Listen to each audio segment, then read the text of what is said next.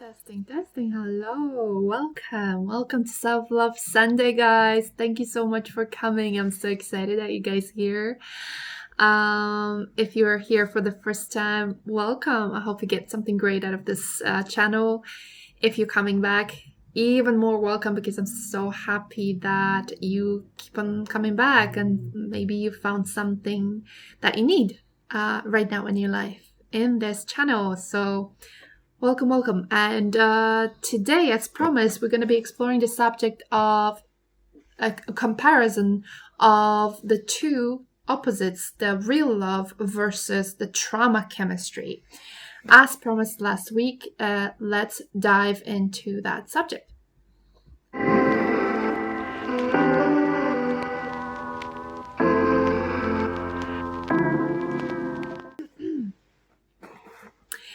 So, if you have ever been in a toxic relationship, you know how intense it can feel.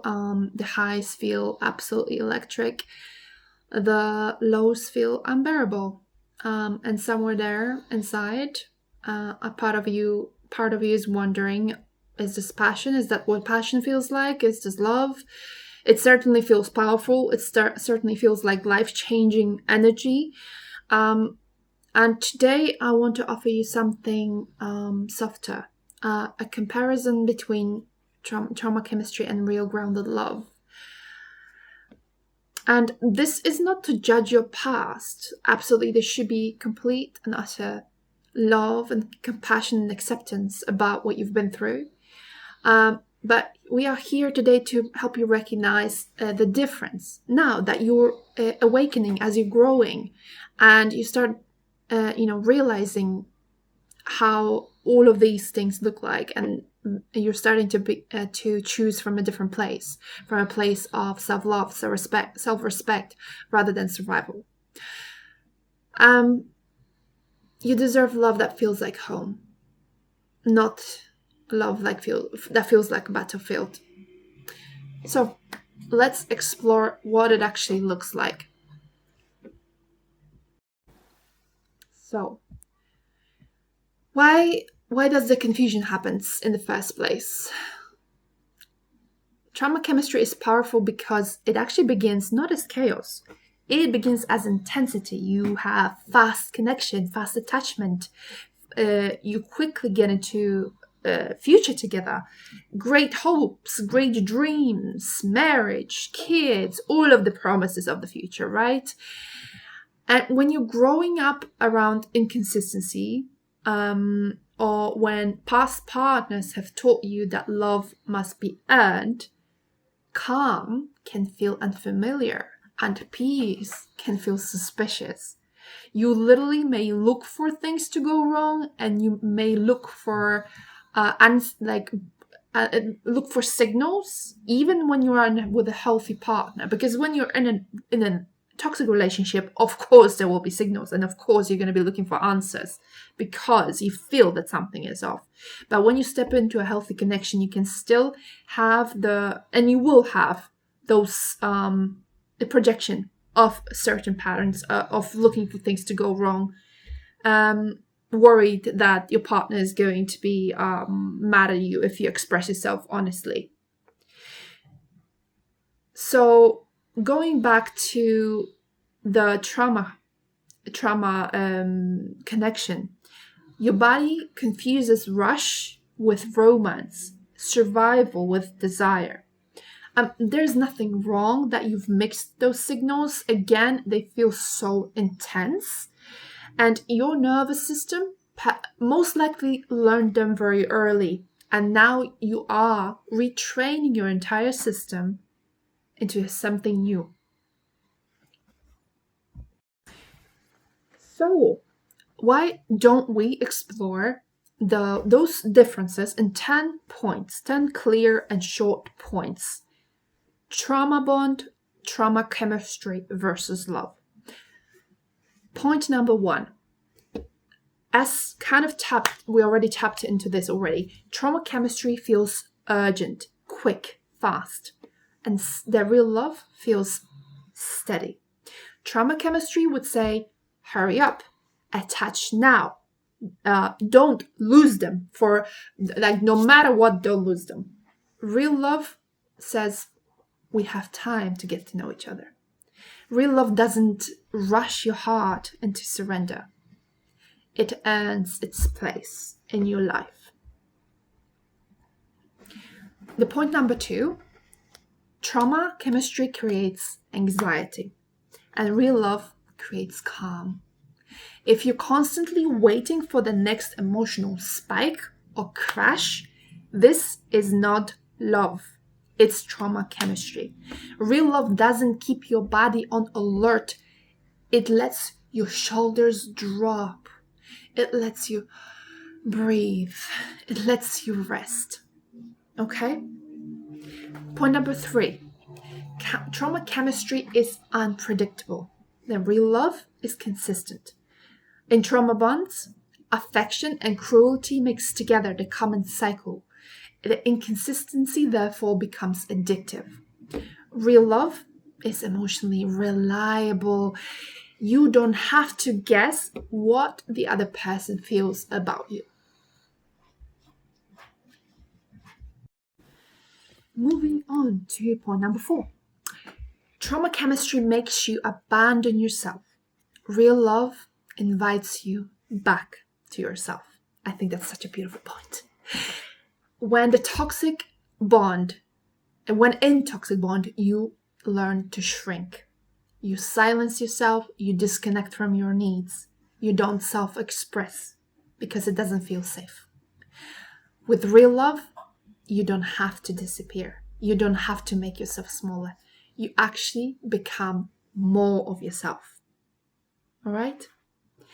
It might feel counterintuitive at the beginning, but with time you learn to see that the healthy man or woman in your life, all they want is for you to be happy.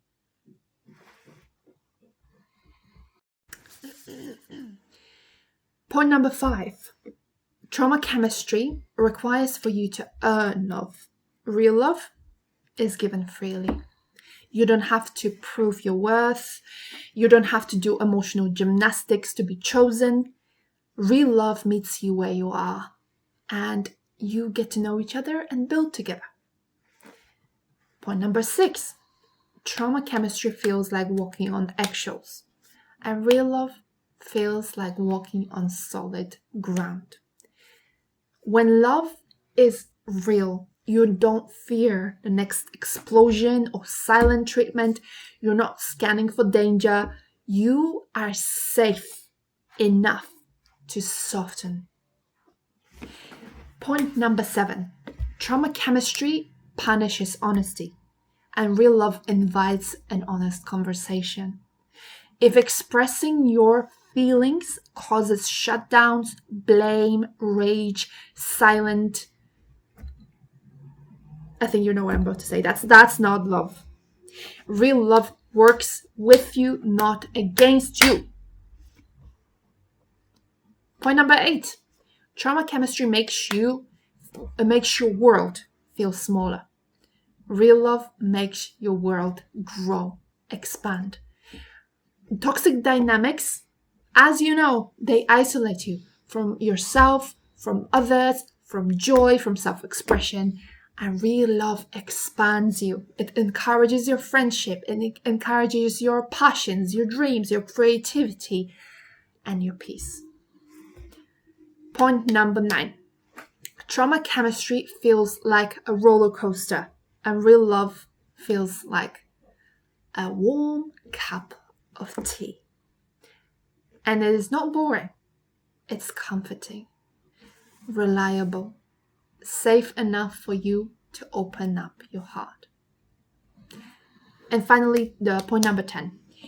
Trauma chemistry drains your nervous system.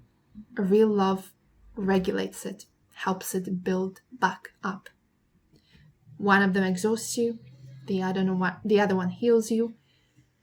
Real love feels like nervous system can finally say, oh, this is what safety feels like. Wow.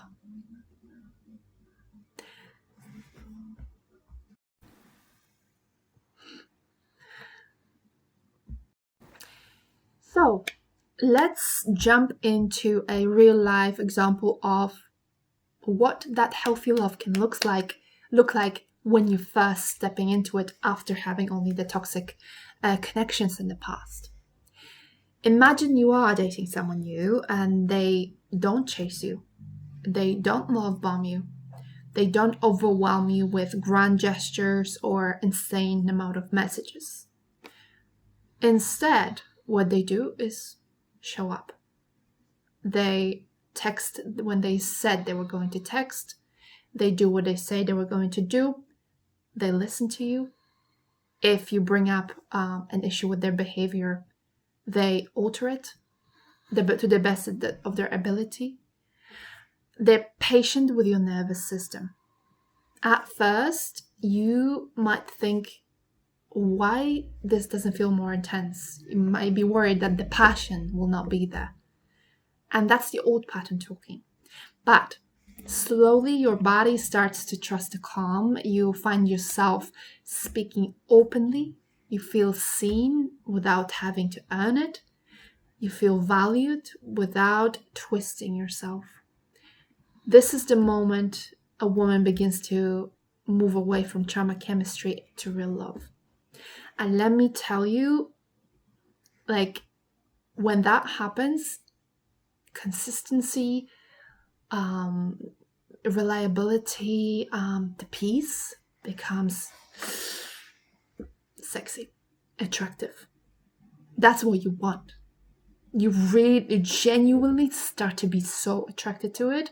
And let me tell you, the passion, it grows. It really, really grows. It's actually, I would say, uncomparable. The greatest passion that you will ever have, because that passion has the chance to grow in a safe environment. And when you feel safe, when you can feel like you can be yourself, boy, it's incomparable. Let me tell you, it's incomparable. So, how to start choosing real love? Your body may crave the intensity at first because it's familiar. That's normal. But when you're an awakening woman, the one that you're becoming now, when you're becoming aware of your patterns, you learn to pause, you learn to breathe and ask yourself, does this feel peaceful or does this feel addictive? You begin choosing the person who shows consistency, not chaos, warmth, not whiplash, not respect versus mind games. Literally, the mind games, the manipulation, the hot and cold, it becomes unattractive. And this is how love becomes a healing force instead of deepening your wound. So, closing reflection. If calm feels unfamiliar, just stay with it. If peace feels strange, give it time. You don't have to chase intensity to feel alive anymore. You can choose the steadiness that your younger self never had and your future self deserves. Take a breath. In for calm. And release what no longer serves you. You can whisper to yourself, I am learning what real love feels like. And that's it for today. Thank you so much for spending a self-love Sunday with me, and we will see you next week, hopefully.